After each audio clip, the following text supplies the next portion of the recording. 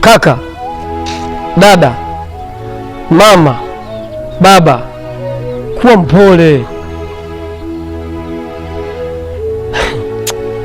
Narudia tena kuambia kwamba kuwa mpole. Iko hivi, unaiona hii dunia, dunia ina mambo mengi. Unaiona hii ardhi, hii ardhi ina mambo mengi. Baba, huna haja kumnyanyasa mtu, huna haja kunyanyasa wafanyakazi wako, huna haja kuwanyanyasa unaoishi nao. Mama, huna haja kuwanyanyasa wafanyakazi wako wa ndani, wala huna haja kuwanyanyasa mama mkwe, baba mkwe, pengine wamekuja kuwatembelea. Huna haja kunyanyasa, huna haja kuwanyanyasa, huna haja kuwanyanyasa. Unaiona hii ardhi, hii ardhi inakuwa, hii ardhi ni nzito, hii ardhi ni balaa,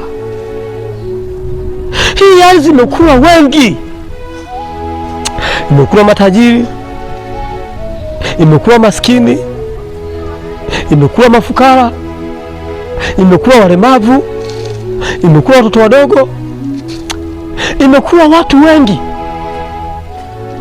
na kibaya zaidi imekula mpaka watu maarufu duniani. Imekula watu ambao walikuwa na uwezo kutamka jambo na likawa. Imekula watu ambao walikuwa na uwezo mkubwa sana wa kifedha na mali, ambao sasa hizo mali zao zingeweza hata wao wenyewe kusaidia wasife, lakini hatunao.